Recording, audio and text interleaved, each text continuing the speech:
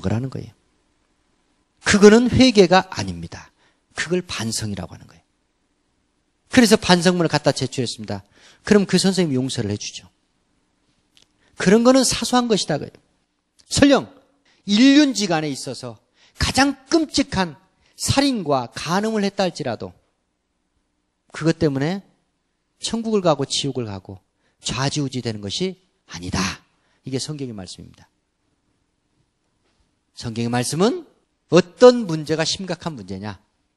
사람과의 대인관계에 있어서 문제가 아니고 자기를 지으시고 구원하기 위해서 독생자 아들을 십자가에 못 박으신 하나님의 그 지극하신 사랑에 무덤덤, 무관심, 믿지 아니하고 배척하는 그 죄가 가장 흉악한 죄라는 겁니다.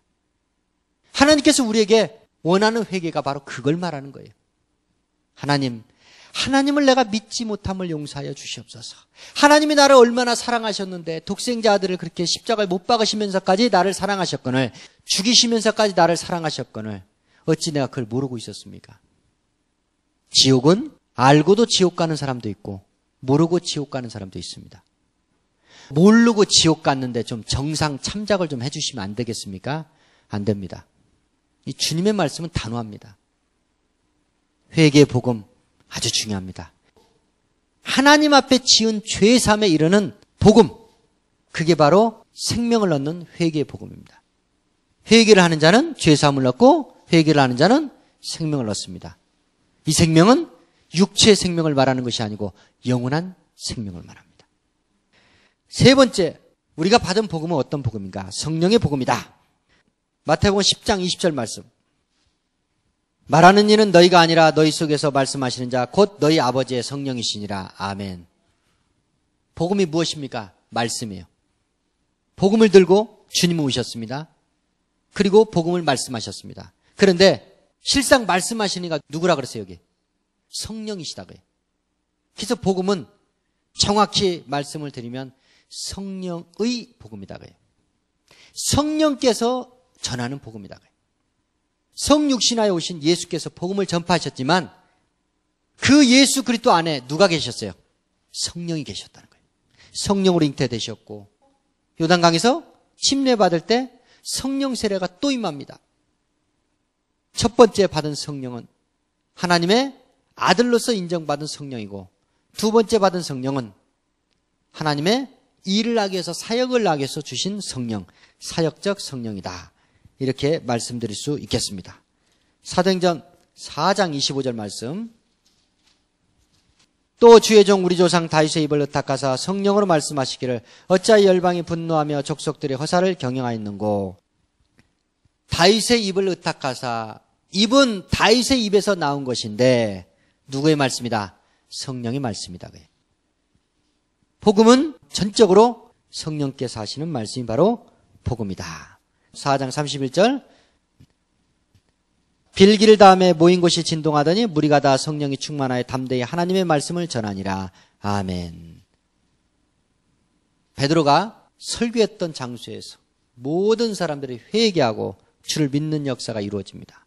그래서 모두가 다 성령이 충만해졌다고요. 그리고 나서 담대하게 하나님의 말씀을 전했다고요. 하나님의 복음을 전파했다는 겁니다. 그러니까 성령을 받고 성령 충만을 받은 자들은 하나님의 복음을 전할 자격이 있는 겁니다. 그래서 성령이 임하면 너희가 권능을 받고 예루살렘과 온 유대아 사마리아 땅 끝까지로 나의 증인이 되리라 하시니라 라는 사도행전 1장 8절의 말씀이 있는 겁니다. 복음은 하나님의 것이다. 하나님의 복음이다. 또한 복음은 죄사함에 이르는 생명 얻는 회개에 이르는 회개의 복음이 복음이다. 세 번째로 복음은 누가 전하는 것인가? 절대적으로 예수 그리스도를 증거하는 영, 성령께서 말씀하시는 것이 복음이라는 겁니다. 그래서 복음은 하나님의 복음, 회개의 복음, 성령의 복음이다 라고 여러분들 알고 계시면 되겠습니다. 그 복음을 받은 자들 가운데 예수님께서 이제 4명의 제자들을 선택하십니다. 첫 번째로 4명의 제자들을 만나는데 시몬과 그 형제 안드레. 시몬이 누굽니까? 베드로죠. 베드로와 안드레가 먼저 선택을 받습니다. 그리고 두 번째로 야고보와 요한이 선택을 받습니다. 그들이 어떤 가운데 주님으로부터 선택을 받습니까? 그들이 열심히 생업하는 현장에서 그들이 선택을 받습니다. 정말로 어떤 자들 가운데서 주의 종이 나오느냐? 원래 태어날 때부터 예수를 안 믿었습니다. 부모가 예수를 안 믿습니다. 그래서 교회가 뭔지를 모르고 복음이 뭔지를 모릅니다. 세상이 전부인 줄 알았습니다. 세상에 파묻혀 살았습니다. 그래서 열심히 세상 일에 열심히 수고했습니다. 그랬는데 갑자기 어느 날 주님께서 부르십니다. 그리고 그들이 완전히 생업에서 돌이켜서 그들이 주님께 나옵니다. 죄악 가운데 있다가 빛을 본 사람들은 그 빛의 소중함을 압니다. 빛 대신 예수 그리스도가 얼마나 귀한 분이라는 걸 안다는 겁니다. 그래서 확실하게 돌변을 하는 겁니다. 회개를 해도 적당히가 아니고 온전히 회개하는 겁니다. 모태신앙자들은 무엇이 불안하냐? 자기 어머니, 아버지가 원래 신앙생활 잘하는 사람들이었어요. 그래서 그 가운데 태어났습니다. 그러니까 그 슬하에서 살다 보니까 자기도 하나님 앞에 1:1로 회개를 해야 되는데 이게 습관이 되어버렸습니다. 새벽 기도 가는 것, 수예배, 금예배 가는 것, 주일날 가서 예배드리고 찬양하고 기도하고 그 모든 것이 부모를 따라서 습관이 되어버렸기 때문에 뭔가 충격적인 것이 없어요.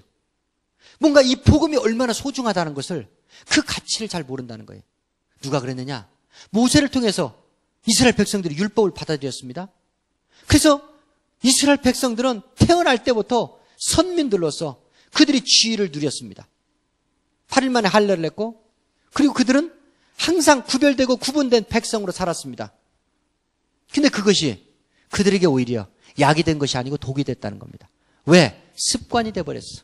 아, 우리는 이렇게 늘 살아야 돼. 우리는 그냥 이렇게만 그냥 가면, 이렇게만 종교 생활을 하면 아브라함의 품에 들어갈 수가 있어. 그런 특권의식을 갖고 있다는 겁니다. 그래서 이스라엘 백성들이 회개를 하지 않는 겁니다. 왜냐하면 그들은 회개할 필요를 느끼지 못합니다. 원래 선택된 백성들이기 때문에. 그 백성들의 씨로 태어났기 때문에, 후손으로 태어났기 때문에 당연한 겁니다. 아브라함이 받은 축복을 그 자자손손 대대로 가만히만 있어도 받는 줄 안다고 생각하는 겁니다. 그게 위험하다는 거예요. 목사님은 성령 충만한데 자식은 그렇지 않습니다. 왜 그럴까요? 우리 목사님, 우리 아버지가 성령 충만하고 신앙생활 잘하는데 주일 열심히 하는데 괜히 아버지만 쳐다보고 있는 거예요. 무슨 상관이냐고요. 자기가 문제지. 부름을 받습니다. 택함을 받습니다. 어디에서? 생업의 현장에서. 그들은 주님이 부르시니까 버립니다. 선택된 저와 여러분 버리셔야 됩니다. 가지고 있는 것을 버리셔야 됩니다. 기꺼이 아낌없이 버리는 겁니다. 그래서 과부가 자기의 생활비 전부를 생각하지 않고 그냥 버리듯이 주님께 드린 겁니다. 가지고 있는 것 버려야 됩니다. 바울도 변화받으면서 자기 가지고 있던 것 다 버렸습니다. 하나도 남김없이 다 버렸습니다. 특권의식, 그 고상한 지식 다 버렸습니다. 버리지 않는 자 절대로 주님 앞에 회개하고 돌아올 수가 없고 주님이 사용하실 수도 없습니다. 선택을 받은 사람들은 반드시 버려야 됩니다. 왜냐하면 그 선택 자체가 보통 대단한 것이 아니기 때문에. 만왕의 왕이시 하나님으로부터 선택됐다고요. 그러니 그 전에 가지고 있었던 그것이 아무리 귀한 것이라 할지라도 가장 귀한 분으로부터 내가 붙들림 받고 선택되었는데 무슨 가치가 있냐고요. 오늘날 우리 예수 믿는 기독교가 왜 부흥을 하지 못하느냐? 이 문제 때문에. 선택을 받았고 부름을 받았습니다. 그런 자들이 전혀 세상에 가지고 있었던 것 버리지 않습니다. 그대로 지키려고 합니다. 그리고 교회는 교회대로 다니려고 합니다. 그러니까 교회만 다니는 것이죠. 달라진 것이 아무것도 없다는 사실입니다. 오늘 말씀 정리하겠습니다. 복음은 어디에서 시작되느냐? 시작되는 장소가 어두운 곳에서 시작된다. 갈릴리에서부터 시작되었다. 흑암에 재앉은 백성들, 흑암에 묻혀 있었던 백성들에게 복음, 기쁜 소식, 빛의 소식은 들어가기 시작한다는 겁니다. 빛이 필요 없는 곳은 들어가지 않습니다. 빛이 가봐야 효력을 발생 못합니다. 효과가 없습니다. 그래서 가장 어두운 곳일수록 빛이 들어가면 그 빛의 영광이 나타납니다. 그리고 빛의 소중함이 드러났다고요. 저와 여러분이 주님을 언제 만났느냐 중요하다는 겁니다. 사망 가운데서 만난 사람들, 그 빛의 소중함을 너무나 잘 압니다. 왜? 그 빛이 곧 생명이었기 때문에. 또 복음은 우리가 세 가지로 정리해 볼 수 있는데, 첫 번째 복음. 복음은 하나님의 것이다. 왜? 하나님의 나라에서 왔으니까.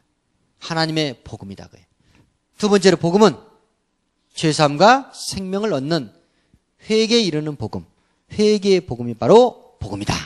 세 번째는 복음은 성령을 통해서 나가기 때문에 성령의 복음이다. 그 복음을 잊지 마시길 주의 이름으로 축원합니다.